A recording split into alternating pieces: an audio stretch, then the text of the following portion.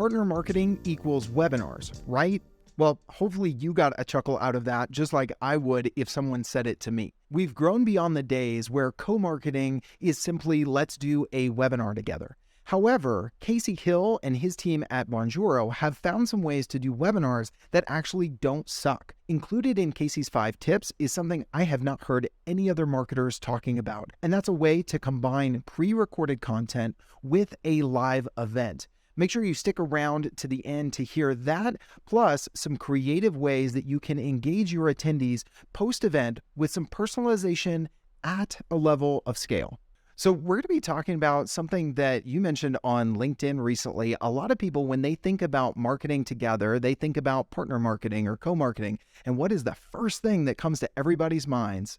Webinars, right? And I think there has been, rightfully so, a swing away from webinars and a swing towards how can we do other more creative collaborations. But I think your post on LinkedIn a while back really got me thinking, hey, we don't necessarily need to throw the baby out with the bathwater. Maybe there's a different way we can do webinars and incorporate them into marketing together. So before we jump into the 5 things that you unpacked in your LinkedIn post and how you and a partner approached a joint webinar differently, what do you think about what I just said there in the approach to webinars, especially when it comes to co-marketing efforts?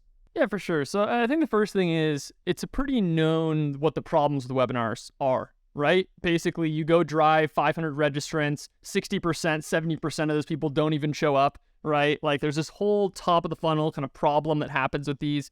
And then people tend to just post inside their bubbles, meaning that like you're going to do this webinar, you send an email out to your audience, right? And then who shows up, shows up. And then maybe you have an automation drip that comes in afterwards and tries to follow up with people. The whole kind of process is clunky. It's missing good distribution.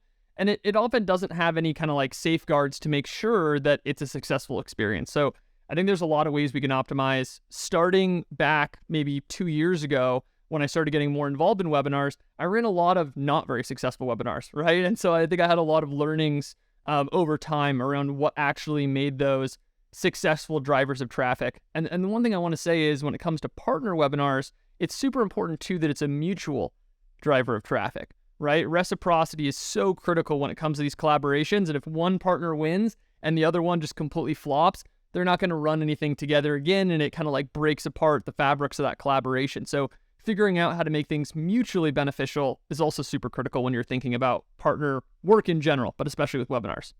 Yeah, that reminds me of our previous episode on this show. We had Rachel Gianfretti on from G2, and she was talking about, a key component to any joint marketing effort is not viewing it as this flash in the pan, right? If you've identified someone that you can do some marketing with together, it's likely, if you look at it the right way, going to be the foundation for something else. And so thinking about, hey, this first one is something that we can build upon as long as there's alignment. Like sometimes you'll do something and realize, hey, that wasn't a good fit for us or them, to your point, and it wasn't equal value and equal input, those sorts of things.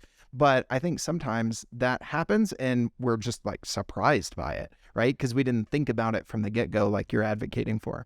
So we're going to talk about actually 5 specific things that you and the team at Bonjoro did on a joint webinar. Who was it with, by the way? Active Campaign was the one that the post I think that you're referencing was.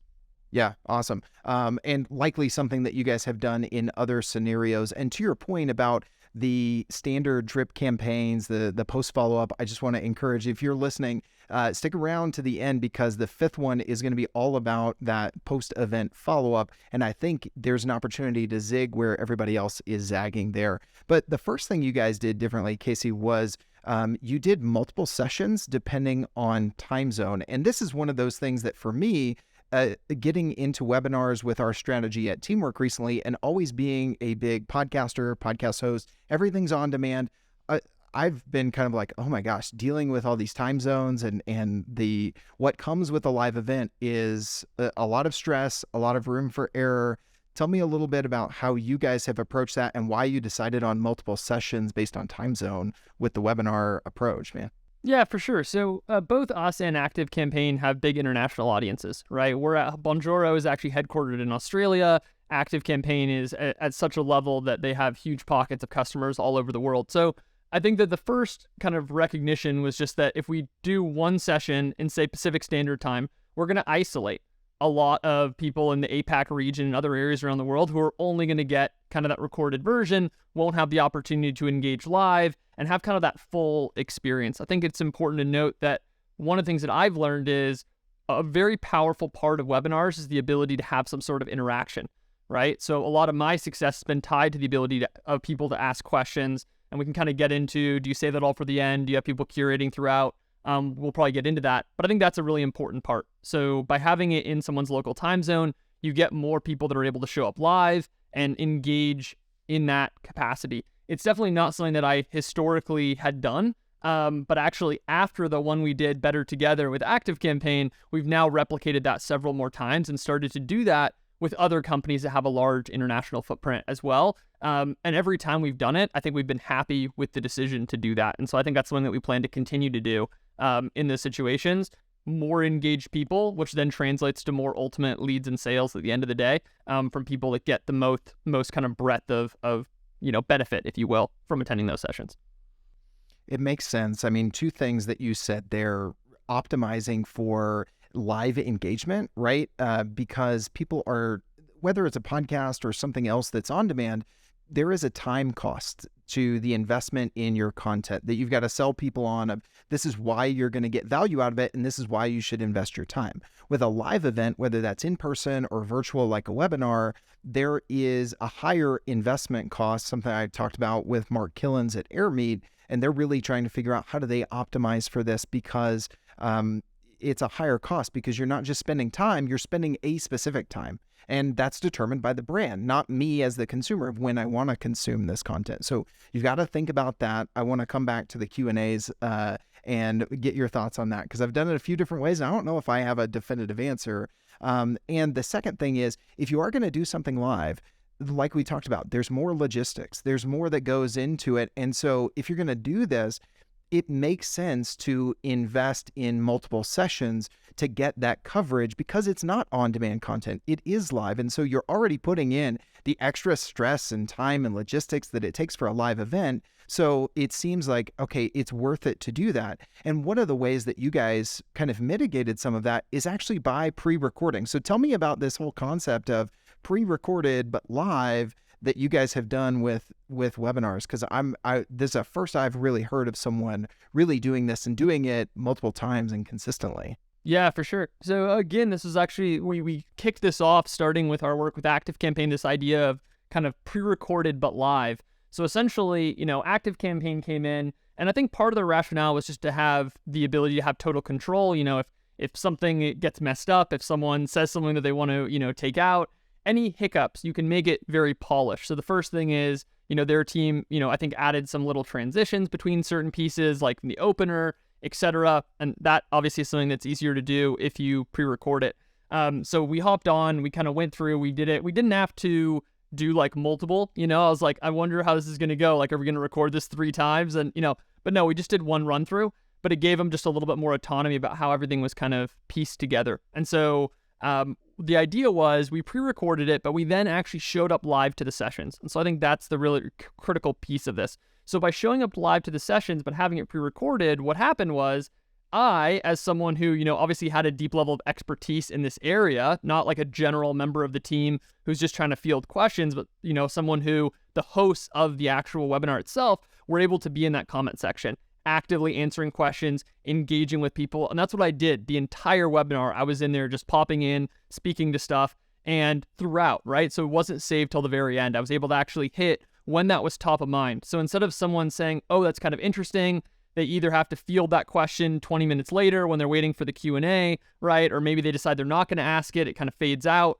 They're able to right then just jump in, ask the question, get clarity, and have it responded by someone who has that kind of expertise and nuance. So I actually really liked it. I thought it was clever and really, again, going back to the first thing we were talking about, facilitated that strong live engagement. I think you're going to see that as a theme of what, for me, has one of the things that's made webinars successful is having that component to the equation. So yeah, we did that, and we've now experimented with that more. We use Demio as well as ActiveCampaign used Demio as well. So it makes that a fairly straightforward thing to do. And yeah, I thought that was a clever idea and something that we're now implementing in more of the work that we do. So 2 questions. One, did you let people know that? Because I can imagine if I'm attending and I'm like literally hearing you ask a question and then I'm seeing a response from you in the chat, that might kind of throw me off, or maybe people don't recognize that. So that's the first question. And then 2, did you iterate on this process from the first time that you did it, find anything that works or didn't? So tell me a little bit about the logistics there and maybe what's evolved, I guess. Yeah, great question. So for the first one, we actually didn't, as far as I'm aware. I don't know, like we had kind of our promotion of it and they had their promotion. So it's possible that they let people know. In our correspondence, I don't think that we like specifically notified like, hey, this is pre-recorded, but we're going to be here live. I think we just kind of like hopped in. So you're totally right that I think from an optics standpoint could have been like a little weird.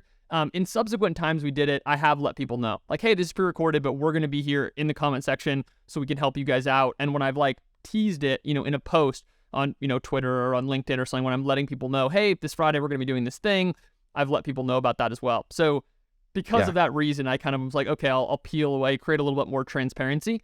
But again, I think people like that. They're like, oh, great, I can ask questions and kind of real time and get answers directly from the host. So I've always had positive feedback to it. Yeah. So when you kick it off, do you kick it off live and then transition to the pre-recorded, or in the pre-recording, you're just welcome people in like you would with the webinar, like, hey, Logan and Casey here. Thanks for joining. We're going to get in. Here's kind of the agenda. That's all part of the pre-recorded. So you're not like joining live on camera and then, okay, now we're going to play it. You're just playing that from the beginning and then you're moderating so that basically like you're talking and you're engaging in the comment section without having to do the normal thing like this. For those of you who are just listening, if you're watching on YouTube, you can see me kind of looking all around. But am I getting that right there just from a logistics standpoint for anybody who's thinking about executing a similar way, Casey? Yeah, we didn't toggle. We didn't have like a hop on live and then transition. We actually just ran it just as if we would. I mean, the actual recording itself was done in the same way that a normal one, hey, Logan, how's it going? Hey, Casey, excited to have you here. I'm excited to get into XYZ. So the same kind of dynamic that we would do in like a, completely live, both of us actually being there. We tried to keep that exact same dynamic in the recording. And then essentially just have us, moderating in there in the comments to engage with people. Cool, man. I love that. I imagine we're going to get some questions on LinkedIn after we share this episode about that. But I appreciate you kind of going into the details there, because I think there are going to be some people who listen to this and they're like, I think that'd be really cool. And so hopefully we answered some of those questions, because we don't have anybody here live. But you touched on earlier co-promotion. So that's always a big thing when it comes to webinars. Tell me a little bit about like going with the theme here of like, how have you seen that typically done, or even typically done it in the past with co-promoting webinars? And how did you guys approach it differently with this one between Bonjoro and ActiveCampaign, or this strategy that you guys are executing with other partners? Yeah, for sure. So I think there's a couple pieces to co-promotion. I mean, the first thing, which is obvious because we're talking about co-promotion, but is you have both sides promoting it. Right? You set up a timetable, you have some sort of synchrony where you're like, hey, on Thursday, let's do this together, right? Let's both publish to our list at this time around this specific topic. So that's kind of the obvious part. I think really where some of the nuance comes is around kind of like how you communicate with them. And so webinars in general are kind of boring, to be honest, right? Like it's a lot of generic stuff. Everyone started doing it. People have almost kind of like low expectations, and they also have a little bit of blinders on to like, okay, and now what are they trying to sell me, or what is, what's the thing, right? Like they're going to end it and they're going to segue and say, this is the thing that we're moving towards. And so I think any opportunity that you have to really show that this is going to be deeply valuable. This is going to be novel insights. This is going to be something that gets beyond just like we're going to go through a bunch of generic 30,000 foot view on insert topic X and then try to sell me, right? So I won't go like fully down the rabbit hole, but one of the things that I like to talk about a lot is this concept of what I call keystone beliefs. So keystone beliefs are essentially around what do you understand that's unique in a market, right? So what do you understand, not product centric. So pull your product completely out of it and just ask, like in the industry you work in, what's broken? What doesn't make sense? What are something that other people would nod along and be like, oh yeah, that's a good point. That is kind of messed up. And then you kind of have that conversation around and you draw people in. So this is a larger topic that I use for earned media and a whole bunch of different organic work that I do, but it actually applies to webinars too. Because if you capture that thing where someone reads it and they're like, oh yeah, that is interesting. Like I'm curious on their take on that, right? Like think about that question. I'm curious on their take. Like that is this very different, almost journalistic approach that is very different from the standard way that people think about that. So I want to stress to people that the messaging itself is so critical to this. I mean, a lot of the other stuff is things I think most of you have probably heard. We tend to communicate at around a 2-week window. We try not to be like 2 months out, and we try not to be 2 days before. So, you kind of try to hit that sweet spot. You try to post on social. You try to post to the relevant people inside, but that piece is important. The other thing I'll say is, this is kind of true of partner work in general. Always try to find ways to take stuff off of the other partner's plate. So one of the things I want to emphasize too is you can help write something up, right? If you have that angle, that good idea, that unique way to position it, send that to the partner. Say, hey, look, this is what we're sending our audience. You can fix this up however you want, but take work off their plate. Make it easier for them to promote you. We work with all sorts of different sizes of business, right? We're a startup. We got 30 people here, so we're much smaller than some of these partners like ActiveCampaign or HubSpot or Shopify. So if you are bringing those bigger partners to the table, the one thing that you can always contribute is the resources to, hey, we'll make graphics. Hey, we'll write stuff up. And again, it's always no pressure. They don't have to use it, but you're taking off their plate if they want to. So constantly be thinking in your head, how do I make this more kind of accessible? The other thing that I'll mention is the importance of kind of having some sort of thresholds in your head, right? You want this to be successful for both parties. So if 5 people show up after you've put in all this work, likely you'll be disappointed and so will the partner. And then that might kind of cut things off for future collaborations. They're like, oh, these people really... It definitely is going to dampen the relationship to some degree, right? Yeah. For sure. So one way to think about it is to set up, like, just ask them, be totally candid. What would be a success for you, right? And it's okay to have, like stretch goals, right? They might say, look, in order for this to run, we need at least 100 people to show up, but we'd love to have 500, right? So I think number one, have that conversation, be open. Like one of the things we shared when we were working with ActiveCampaign is they shared how many people normally attended their partner webinars, and we shared how many people normally attended our partner webinars. We shared how many people we were inviting, and they shared how many people they were going to invite. So you started to get some ideas. Okay, this person normally has 500 people. We normally have 150 people. We're promoting it to 30K. They're promoting it to 500. You start to get some of those figures. So you just get a sense of what a reasonable expectation is. And then you actually look at the registrations. You track the registrations with them. And that helps you kind of make that decision. Now, I know there's kind of this thing, okay, what if you say 100 people and you get 98, right? Like, do you cancel it or not? I think that's just a fluid thing. I don't think you create a hard and fast rule. My guess is I haven't been in that exact situation, but my guess is if you set a bar for 100 and you get 98, you still run it, right? I don't think this is like supposed to be a hyper specific. It's just supposed to be a ballpark where if you get 12, then you say, look, that's fine. And people are like, well, what if you rehost it? Are people going to be turned off? Remember, you only got 12 people, right? So it's a small pool of people. You're not... Yes. I love that you said that. It's similar to encouraging like more of your team to post on LinkedIn. And I shared this with some of our sales team at Teamwork, where I did some training with them, and I just tried to call out the elephant in the room. Like, what if I post and I get crickets? Well, here's the good thing. No one saw the post that bombed because no one saw the post that bombed. So it's the same thing there. So is that kind of your approach if you've ever been in that situation where you did cancel something because it was well below the threshold you were expecting, and then you decided to reschedule? Yeah, absolutely. I mean, I think that totally hits the nail on the head. And then I think also one of the things that you can do, again, with this taking initiative, this is kind of true of business comms in general, give some reasons of why you're going to make something different the next time. Hey, we're really sorry the attendance numbers were a little bit lower. We're actually going to run a, paid ad promotion to this thing, and we're going to throw $500 behind it. Like, whatever. You can choose what example makes sense for you. But as a partner, that's actually really reassuring. So then now it's like, okay, what are they going to do differently to show? I'm going to tell you the different things that I'm going to put into place. Oh, we're going to a live event, and we're going to try to do a plug there, and that we think is going to be able to drive more people. If I'm a receiving partner and I'm kind of like a little iffy because I'm working with a slightly smaller company and I'm like, is this going to bring ROI? And then I don't hit the threshold. That could be, okay, maybe this isn't a good fit. Or you could save it. You could save it by saying, here's the concrete things we're going to do differently. And then the team, 9 times out of 10, they're going to say, okay, that's great. I'm glad that you have a game plan. Let's try to make this work.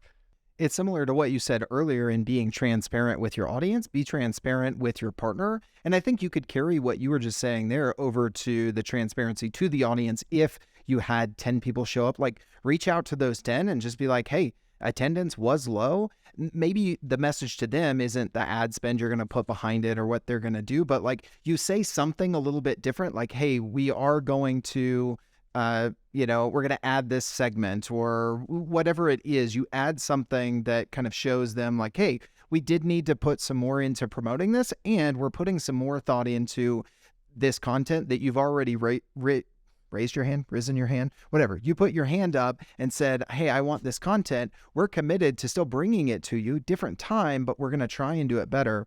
Something you said earlier with just the journalistic approach just made me smile as a trained journalist turned salesperson turned partner slash marketer, partner leader slash marketer. I just absolutely love that. And I wanted to circle back to what you said about those keystone beliefs. Is that how you said that? Or Yeah. Yeah. So those keystone beliefs, one of the things while I was at Sweetfish, shout out to my buddies there, we talked about that as far as POV discovery. So what are your points of view on the market? What's broken? What do you see a different way?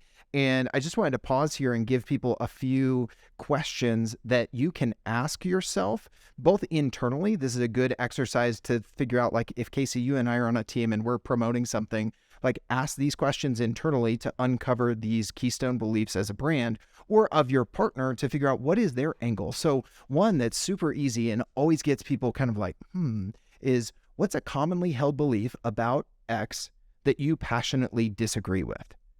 And just let it linger, right? It will take people a little time to answer that, but ask that question and let it sit. Or what's something that you think X persona should stop doing? Or flip it on its head, what's something you don't see a lot of X persona doing that you think they should stop doing, right? And so you ask the start and the stop, and you ask about, like, what's a commonly held belief that you disagree with? That's something at Sweetfish we really leaned into. Timmy Bauer, shout out to my friend there, who really helped kind of incorporate that into podcasting. So does that kind of align with what you were talking about there with that concept by different names, but I think we're talking about the same thing, right?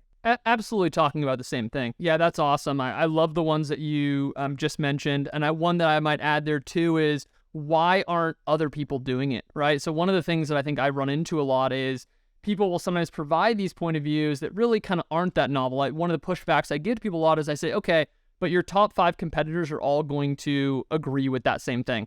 Yes. It has to be something that someone disagrees with. Otherwise, it's not a differentiated POV or point of view. Yeah, exactly. So I think that's super critical. And the fact that it is kind of a novel or different take, I think, is what makes it something that can build affinity, right? Has the capacity to build affinity instead of just kind of being generic. But yeah, I think that's spot on. And I think just overall taking this journalistic or kind of story angle, it's just a really good way to do content in general. Hopefully I kind of pushed a little bit for people to think about that for webinars, but across the board, when you publish on social, when you're trying to discover new channels, if you're hopping on a podcast, right? People want stories. They want to get into that. Nobody wants to have just kind of this product-oriented person's going to hop on and kind of give this veiled shilling of whatever their stuff is. Nobody wants that. And so if you're looking to gather that attention, thinking in that PLV or keystone beliefs model is going to help you across all the work that you do, all of your different marketing channels. So I think that's real important.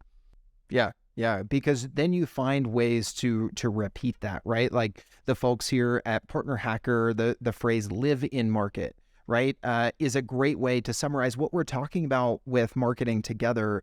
You learn more about your customers. You're able to market with them and with the people that they already have trust with, which is what Nearbound is all about. You're surrounding people with your marketing and with your sales efforts through that avenue of existing trust. So Nearbound, living in market. These are some of the keystone beliefs and phrases that you'll hear from the people at Partner Hacker, whether you're listening to this show or Selling Together with Jesse Shipman, or you're listening to Partner Up with Jared and Isaac. It allows you to repeat that same message. And to your point, there are some people who are going to recoil at that. If you're going to build affinity, you actually have to have some detractors, and you have to be okay with that, one. And two, you have to realize that it actually builds more affinity because it's not something that everybody's like, well, yeah, of course I agree with that, but so do all your competitors, and so do all my peers sitting next to me. So you have to find those areas. So I think we're talking about the same thing there. So we've talked about some of the things you guys have done differently with your webinars, both this one we were talking about and others, multiple sessions depending on time zone, pre-recorded live webinars. So I think there's a thing there. We'll have to figure out like a term for that. Speaking about like naming things, what is a pre-recorded live webinar? Co-promotion. Oh, that's what I wanted to ask you on number 3. We were talking about co-promotion, and that's where this idea of the keystone beliefs came up. And one of the things I've encouraged people to do with like podcast promotion is don't say, hey, Casey and I were just live on Marketing Together. If you check out the episode, you're going to learn X, Y, Z, A, B, C, but actually give away part of the episode.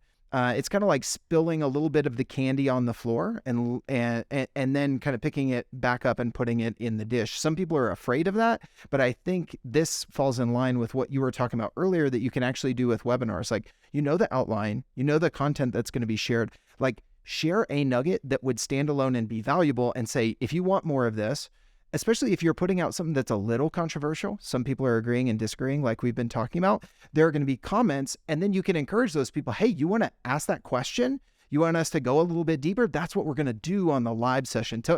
Does that fit into some of the stuff you've done when posting about webinars that are coming up? Yeah, 100%. I think that's a super good point. I mean, in general, I like to use the lens of like, if I'm going to think about a viral LinkedIn post, a post that gets, let's say, over 100,000 views, is what I personally, everyone might be different, but for me personally, that's kind of what I see as like the success, hey, that was a viral post. So if you're looking at that, think about what kind of hooks or headers. You're almost never, I personally have never gotten a post or anyone I know that just says, hey, tune in this Friday, we're going to be breaking down XYZ, and that post gets, 100,000, a million views. It never happens, right? It's just not the type of content that inherently draws people in. So treat promoting your webinar with that same lens in your head as a post that you would do on social media that would be really successful. You needed to have a compelling hook. You needed to have that narrative component, a little storytelling to draw people in. I think that's a really good test for you to do for yourself. Next time you go to write that email, ask yourself, how would this do if I was to just post this on Twitter or on LinkedIn? And you might be surprised that you're like, okay, yeah, I totally need to switch this up, and maybe even just change that opener. Dude, that's such good advice. As someone who consistently, like, LinkedIn has been the primary channel for me other than podcasting, and I didn't do a lot of posting that was it was a lot of zero-click content. And so then when I've been lately trying to drive some engagement for our partners at Teamwork, been trying to drive some more listeners to this show on Marketing Together, been trying to drive registrants to webinars, I've found myself like changing the game and then having to realize, like, hold on a second, take your advice right there. Even as someone who's done a lot of zero-click content, who's had posts that take off and that sort of stuff, I think it's still a good reminder, even if you've done that over here, you like put this different lens on of like, we're promoting something now, but keeping that same mindset. So I love that. So we've talked about multiple sessions. We've talked about pre-recorded but live, co-promoting with all of these things in mind, getting a threshold of registration and not being scared if you don't hit that to communicate with your partner and with the audience. Number 5, I alluded to earlier, was your post-event follow-up strategy. So where do you see most people get it wrong? That one might be kind of easy with webinars, because I think there's a lot of bad examples to point to. And what did you guys do differently on this front, Casey? Yeah, I think most people just kind of have generic drips, which are usually pretty bad, right? It's like, here's the recording in case you missed it, and then they maybe don't even know if you attended. Best case, they kind of split in their logic if they know if you attended, but it's just a generic drip. So we did a lot of things differently. So the first thing is, remember that one of the focuses here was to drive live engagement. So one of the best things you could do is make sure that every person who asked a question, you have a piece of immediate context with that person, right? So right now, like off the bat, let's say, we had 250 people that showed up and we had 38 people who asked questions. Okay, great. Those 38 people, like if you're trying to get them to take some sort of core action, which is often the case, whether that's book a call, get our product, whatever, like follow up and use that specific question as springboard.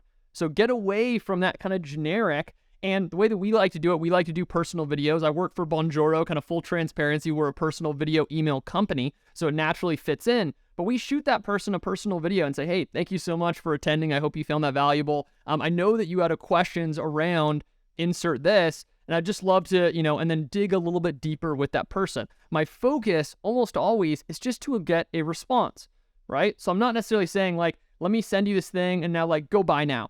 Right? I'm kind of saying, hey, if that person watched and they were ready to go buy, they probably would have just watched it and gone and bought. There's probably some barrier that's still sitting. They're not ready. They don't have, I won't go through the whole sales conversation, but don't keep trying to just hit them on like, oh, now you can go buy. Now you can go buy. Get the person talking. Get them to have a conversation with you. Get them to share. And so I think the idea here is, number one, if you have context, personalize it. Now, let's say you have this other portion of people, they did attend, but they didn't ask any questions. That's okay. The same focus is going to apply though. I'm still going to send out a personal video from our team to try to engage that person. And I'm just going to ask in a slightly more open-ended way, right? I'm just going to ask like about something related to the topic and get them talking. And one thing I think is important here is if you can ask specific questions, those are better than just totally open-ended. So if I finished by just like saying, hey, thank you so much for attending. Just wanted to know, like, do you have any questions? That's really open-ended. It can go absolutely anywhere. Right? Versus in the case of, say, Active Campaign and us running a co-promotion, Better Together, talking through a lot of use cases, I might ask something around, hey, are you currently an Active Campaign and Bonjoro user? Or I might ask something around, hey, with the integration set up, are you currently using it for X? Like something that gets specific, I find that we have better uptake. Oh, actually, no, I'm not currently using this in any way tied to our payment process. Oh, cool. That, now I have this now I have this topical relevant way for me to continue that conversation. So I think the two biggest things that I would say is get personalized in your follow-up, right? Use context if you have it available. And then again, there's so many different ways you can do this, and there's lots of different webinar platforms that give you different types of analytics. Sometimes when people dropped out, that can be a data point. But the whole thing is, if you're going to take the time to do this webinar, to promote this webinar, to take all of these pieces to make this happen, don't have all that momentum and then take people who actually literally showed up live and listened in for 45 minutes, an hour to your thing, and just drop the ball and put them on a generic automation that pokes them every week and basically is just saying, go buy, go buy, go buy.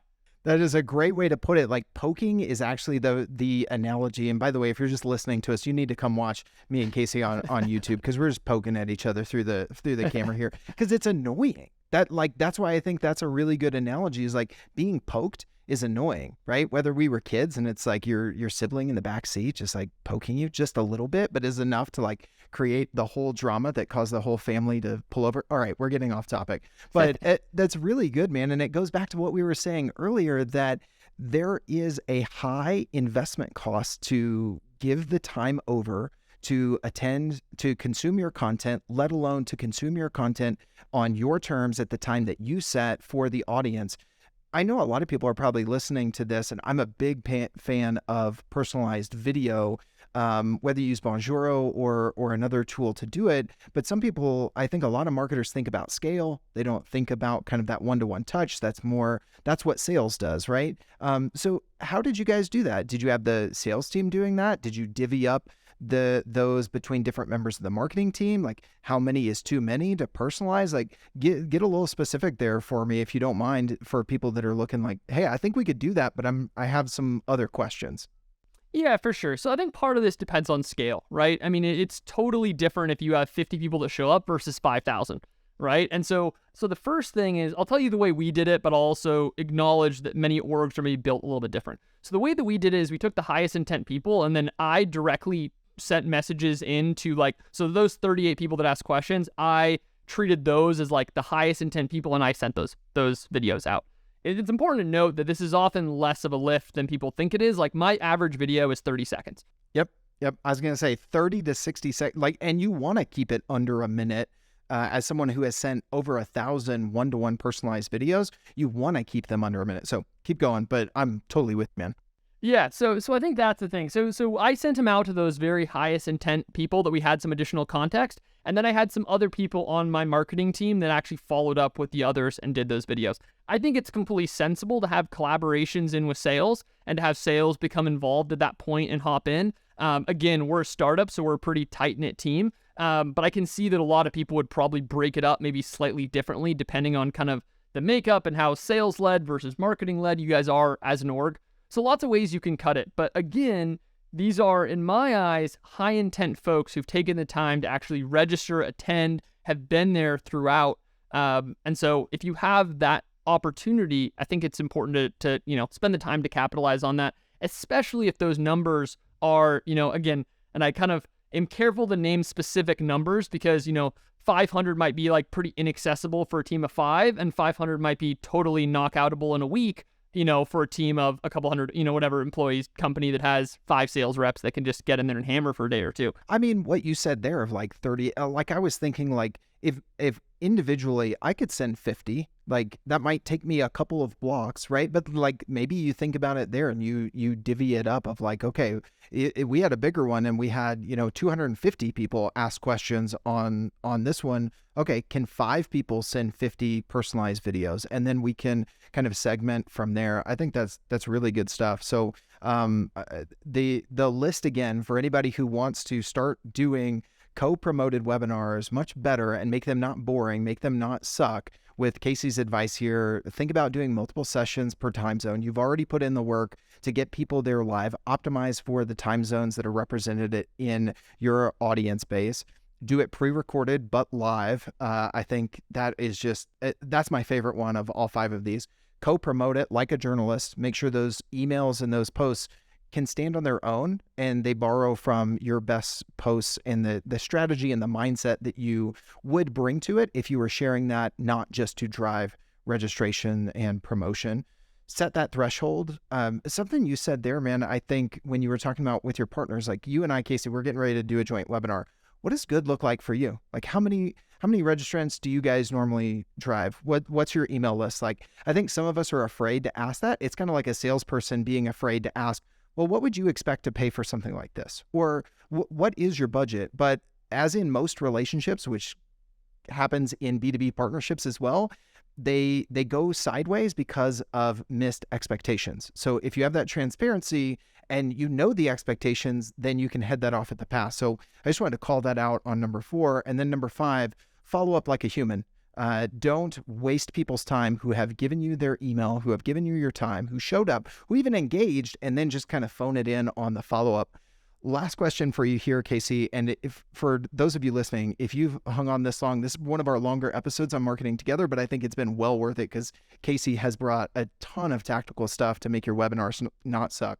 My last question, Casey, is on the data and analytics, what's maybe one piece that you've kind of honed in on as far as looking at the success of the webinar, drop-off rate, questions, those sorts of things? What's maybe one thing you guys are measuring that you don't think a lot of people are measuring that would give them some insights into their webinars and live events, how successful they are, or maybe what to tweak, what to pivot? Yeah, it's a good question. I mean, I think there's probably more that we can do. I'll be candid that I'm not super familiar with all the analytic tools out there. I think Demio is an awesome tool, but kind of awesome for its simplicity. It's not like super deep, but one of the things we absolutely look at is fall off rate. It does show you with attendees where people fall off. And that's a super good data point because one of the things I found is you often lose people right in the beginning. If you spend 10 minutes and it's kind of ambly and they don't know where it's going and it's like almost kind of like this whole intro process and people are like, where's the meat? Where's the quality? A huge learning that I've personally had is to get quickly into the good stuff. So many webinars I did in the beginning was like, okay, and now let's introduce this person. Here's their whole pedigree and background. They went to Harvard and like, who cares, right? Like your audience does not care about you spending 20 minutes to walk in and talk about how great this person is.